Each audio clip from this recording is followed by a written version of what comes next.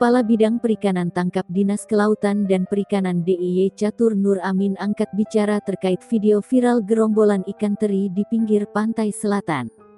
Peristiwa itu sempat menghebohkan warga di Pantai Trisik, Kulon Progo pada Selasa, tanggal 22 September tahun 2021. Dalam video yang beredar di media sosial tampak sejumlah warga menangkap ikan dengan jaring di Laguna Pantai Trisik, Kulon Progo. Catur Nur Amin mengatakan ada 3 kemungkinan penyebab fenomena itu. Kemungkinan pertama, kata Catur, ikan itu bergerombol di tepi pantai karena ada perubahan suhu. Kemungkinan kedua adalah gerombolan ikan teri itu bergerak ke tepi pantai untuk menghindari predator. Kemungkinan ketiga, lanjut Catur, gerombolan teri terpecah oleh gelombang besar. Akibatnya, ada bagian dari gerombolan yang terseret ke perairan dekat daratan. Teri yang mendekati pantai selatan oleh masyarakat sekitar disebut berjenis jui.